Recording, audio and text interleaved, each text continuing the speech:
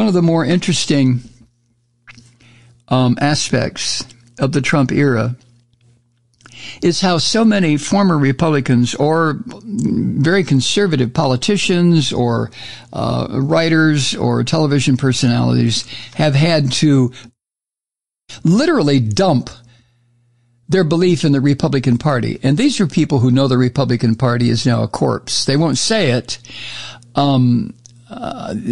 Joe Scarborough won't say it. He was a Republican congressman from probably one of the reddest parts of the United States, the Florida Panhandle, which is really just South Alabama. Nicole Wallace, who is my favorite MSNBC show host now, Nicole Wallace. She's on every day from 4 to 6. She worked for George W. Bush. She knows he's a war criminal. If she didn't know it at the time, she knows it now, and I continue to believe she knew it at the time. I mean, the list is endless. You've heard me talk about these people over and over and over again and quote them, these right-wingers, these former Republicans, because even though they won't admit that the Republican Party is now an animated corpse, maggot-infested, that it doesn't exist anymore as a thinking, viable political entity, even though they won't come out and say it, they know it. And they talk about it among themselves. For example, Joe Scarborough, Morning Joe on MSNBC, and the ultra-conservative attorney George Conway, whose wife was the lying Trump associate Kellyanne Conway. Well, Scarborough and Conway were whining the other day that nihilists had taken over the Republican Party and were destroying American democracy from within. Okay, when I say they were whining and crying, I don't mean that to demean them. I completely agree. And I feel bad in a way, a very minor way, but I feel bad for people like Joe Scarborough, who was an absolute Republican, an absolute conservative. I'm not going to say he was a right-wing crazy son of a bitch, but he's another right-wing Catholic conservative who did as much damage as any right-wing Catholic conservative did in the Congress when he was there. When he first started Morning Joe, he and his now wife, Mika Brzezinski, would attend social events with the Trumps. And then when Trump was elected, or when he ran for president, Joe Scarborough, of course, started to come out of the ether and realize what he'd been doing. George Conway, one of the, I think he was one of the founders of the Lincoln Project, which is comprised of Republicans who just want to be Republicans again, bless their little hearts, and who better understand that that day is gone and it's not going to come back. But anyway, Scarborough and Conway were whining about nihilists had taken over the Republican Party.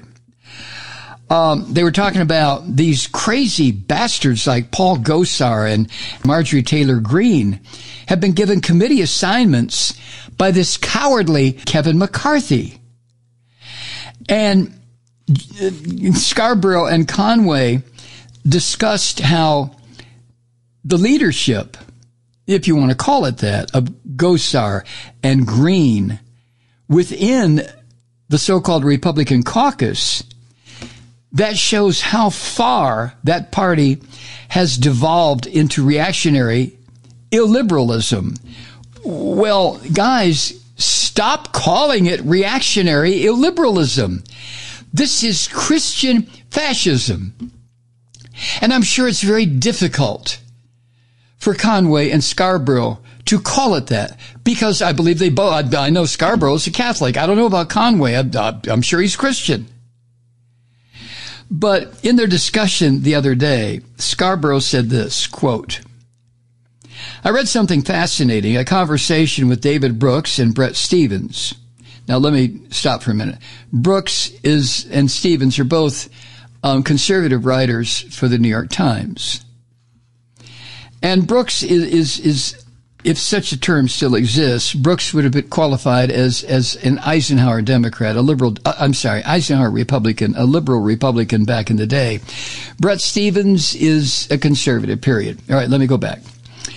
Scarborough is saying, quote, I read something fascinating, a conversation with David Brooks and Bret Stephens, and Bret Stephens asking David Brooks when he noticed the split in the Republican Party, and talked about certain Dartmouth students who went on to be in the media world. And Bret Stephens said these were Dartmouth students that Mika, my wife, knew back in the 1980s. But these Dartmouth students, he noticed after talking to them, they weren't interested in governing. They were interested in just gesturing and owning the libs. And instead of Reagan's sunny optimism, his conservatism, they aren't conservative as much as they are illiberals. And that's what we have here. Illiberals who weren't interested in governing, but interested in owning the libs. And what does this mean for this country over the next 2 years? End quote, Joe Scarborough. Now, Reagan had a sunny disposition. And he could be incredibly funny because he was an actor and he knew his lines and he knew timing and he understood how to work an audience and he had a great smile and he was very handsome. A very ruined president. And he helped trade weapons for hostages with the Iranians. And he looked the other way when murder was going on during his 8 years in office in Central America in the name of this country. So, okay, people like Scarborough can talk about sunny optimism and his conservatism. They wouldn't dare talk about what that really was, would they?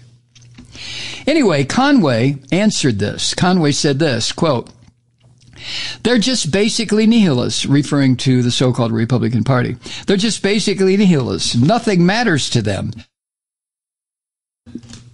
Governing doesn't matter to them. It's all about attention seeking and self-gratification. And also, let's not forget the grift. All of the small dollar fundraising, it's all about the grift, getting attention. There are people out there who like seeing things get destroyed and things get ruined.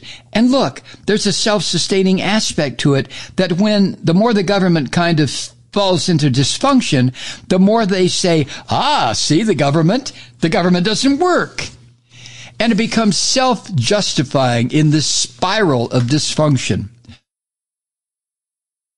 Now, obviously, that's the end of the quote. Obviously, George Conway is, in my opinion, much more literate than Joe Scarborough.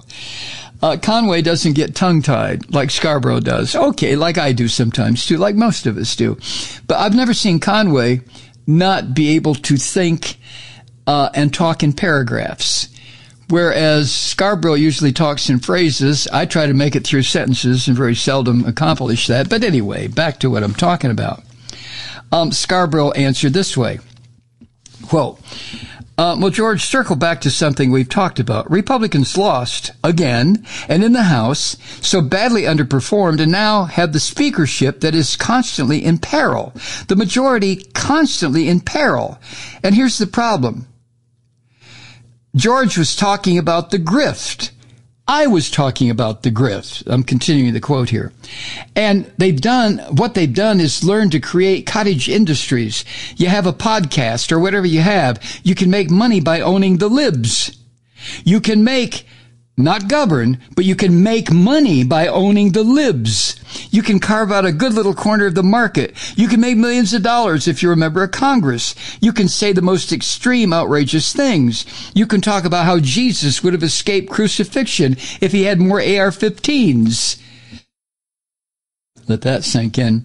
You can talk about Jewish space lasers if you're Marjorie Taylor Greene. You can talk about killing Democratic members of Congress if you're Paul Gosar.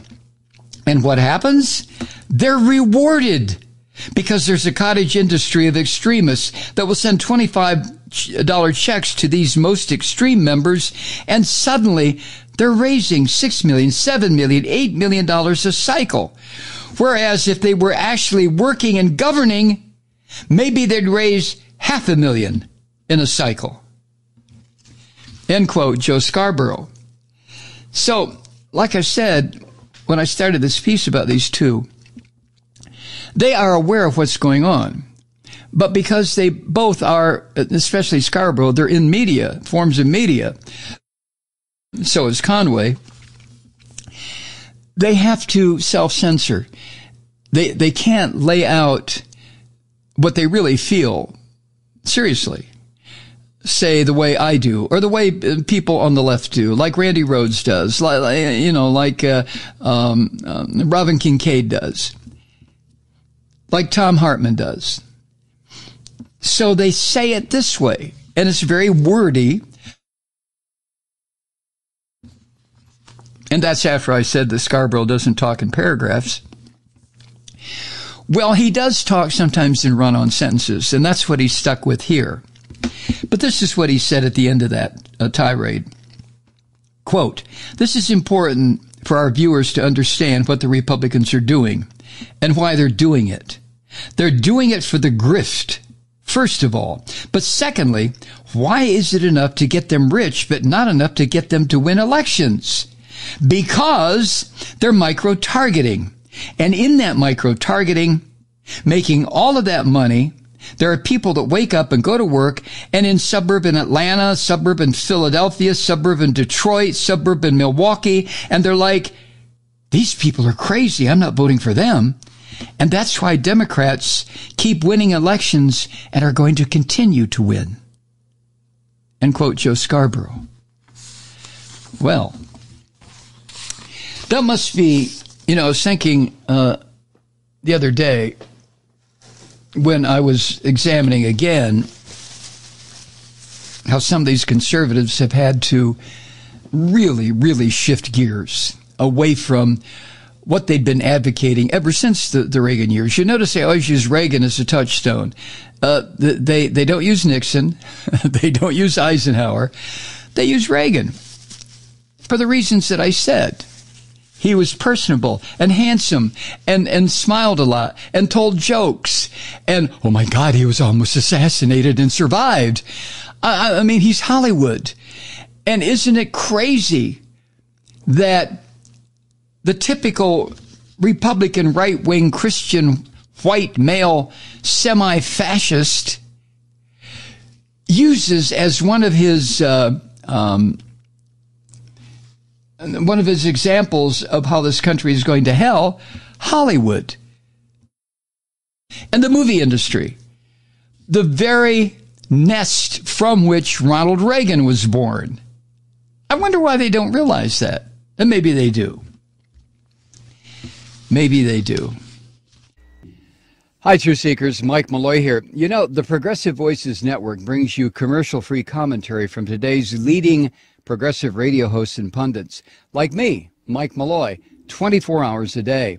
I'm not your typical old guy from the 80s or the 90s talk radio host, and Progressive Voices is not your typical talk radio network.